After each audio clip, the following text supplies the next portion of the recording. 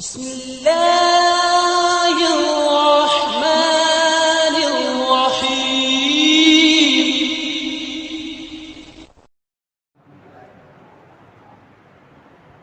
الحمد لله رب العالمين والعاقبة للمتقين والصلاة والسلام على سيدنا محمد وآله وصحبه أجمعين. قال الله تعالى في القرآن العظيم وفي القرآن المجيد بعد أعوذ بالله من الشيطان الرجيم بسم الله الرحمن الرحيم. وبشر الذين آمنوا وعملوا الصالحات أن لهم جنات تجري من تحتها الأنهار.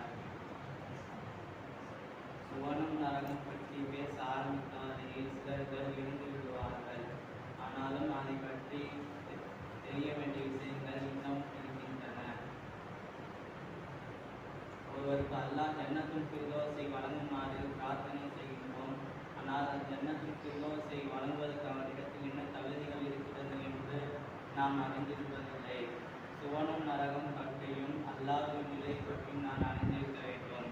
இருப்பினும் நரகத்தின்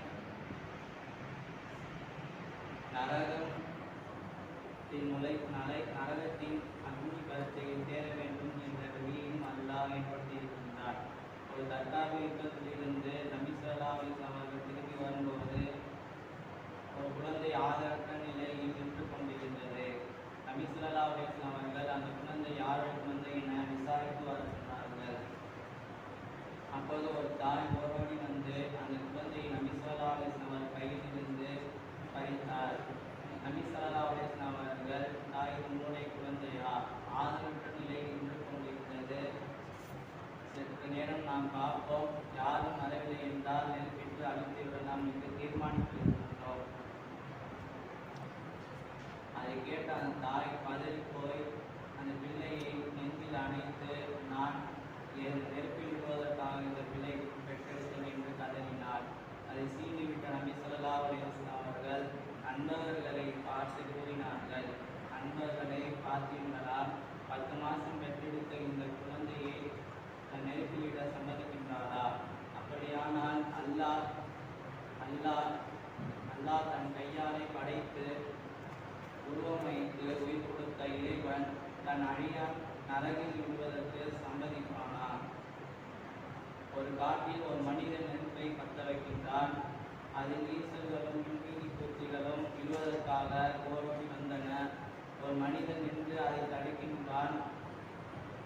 மின்மினி பூச்சிகள், இது உங்கள் கண் செல்லும் பாதை அல்ல, அது உங்களை சுட்டெடுத்துவிடும் நெருப்பாகும் என்று எவ்வளோ எச்சரிக்கின்றார்.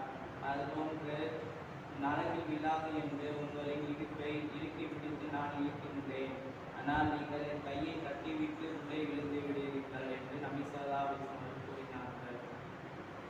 ஒரு பணியாளர் ஒரு வேலையை சிறப்பாக செய்துவிட்டால் நாம் மனமிருந்து பாராட்ட மாட்டோம். மனமிருந்து பாராட்டினால் மாலை நேரத்தில் அதிகமான கூலியை எதிர்பார்ப்பானா என்று நம் கஞ்சத்தனம்தான் அதற்கு காரணம். வேலையில் ஏதாவது குறைபாடு செய்துவிட்டால் அதை சொல்லிக்கொண்டே இருப்போம். நன்மையை மூடி மறைப்பதும் தீமையை 1க்கு 10ஆக பெறுவதும் நமது இயல்பு ஆகும். ஆனால் அல்லாஹ் இதற்கு முரண்பட்டவன் ஆவான். தன் அடியான் நன்மை செய்துவிட்டால் அதற்கு பல மடங்காக நன்மையை தருகின்றார். 1க்கு 700 மடங்காக கூலி வழங்குகின்றான். ஆனால் தீமை செய்துவிட்டால் 1ஆகவே கணக்கிடுகின்றான்.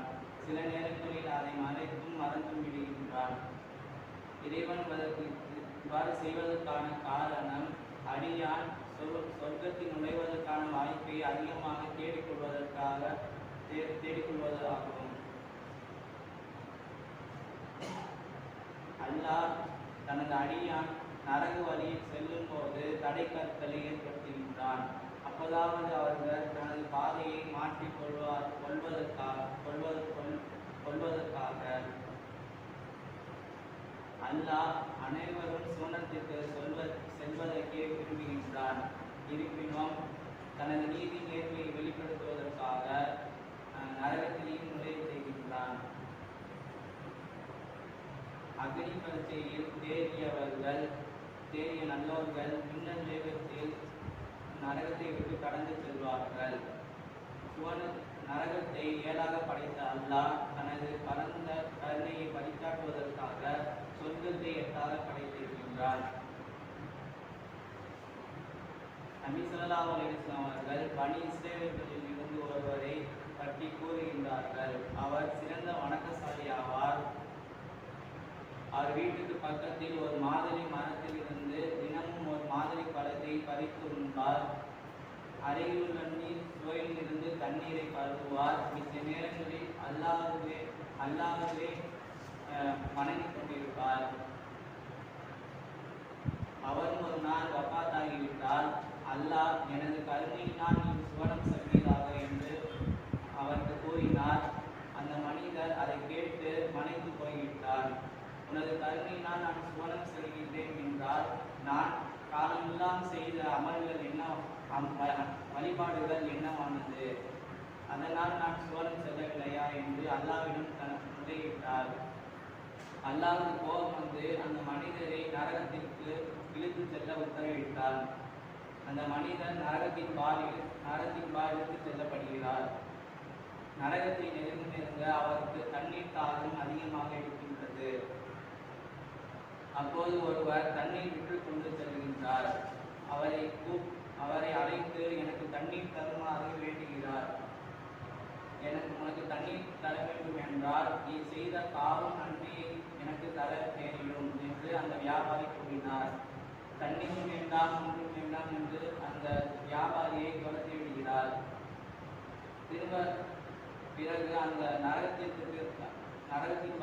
அருகில் செல்ல செல்ல தண்ணீர் தாகம் அதிகமானது.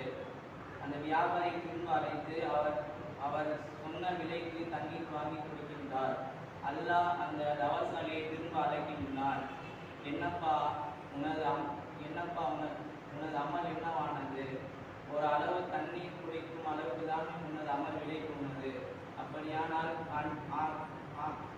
நான் காலமெல்லாம் உனக்கு நீர் சுவரிலிருந்து தண்ணீர் கொடுத்திருக்கின்றேன். அதற்கெல்லாம் கொடுப்பதற்கு உன்னிடத்து விலை இருக்கின்றதா என்று அல்லாஹ்விடத்தில் கேட்டான். அந்த மனிதர் வாய் முணுமுணுத்து கொண்டு இறைவா உன்னுடைய கருணையை விசாலமானது என்று அல்லாஹ்விடம் அந்த மனிதர் கூறினார். என்னுடைய கருணையினால் நீ சுவனம் செல் என்று அல்லாஹ் உத்தரவிட்டான்.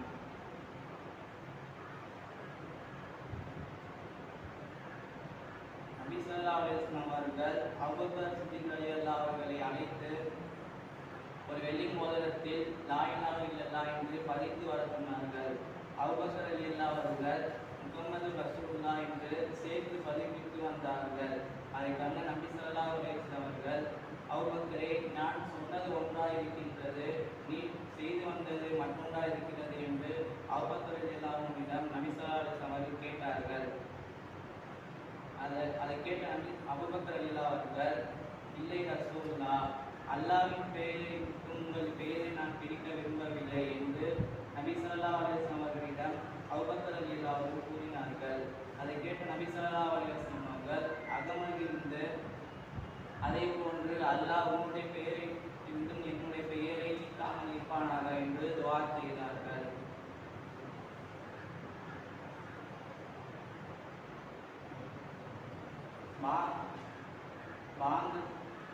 நபி ஸல்லல்லாஹு அலைஹி வஸல்லம் அவர்கள் கூறுகின்றார்கள்,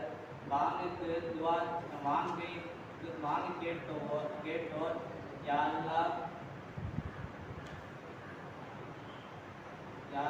நபி ஸல்லல்லாஹு அலைஹி வஸல்லம் அவர்களுக்கு வஸீலாவையும் சிறப்பையும் தருவாயாக.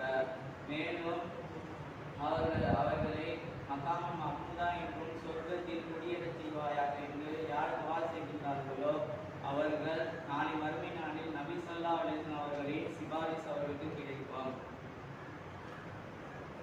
நபி ஸல்லல்லாஹு அலைஹி வஸல்லம் அவர்களுக்கு நாம் துஆ செய்வதனால் மகாமம் மஹ்மூதா கிடைக்கப் போவதில்லை.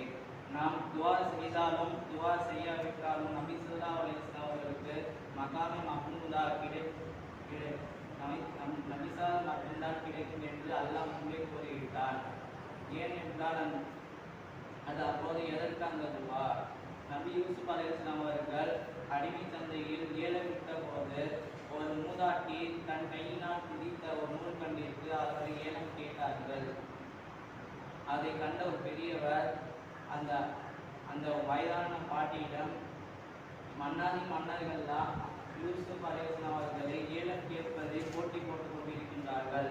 எடைக்கு தங்கமும் தர தயாராக இருக்கின்றார்கள். எந்த தைரியத்தில் ஏலம் கேட்கின்றார் என்று அந்த பெரியவர் அந்த மூதாட்டியிடம் கேட்டார்கள்.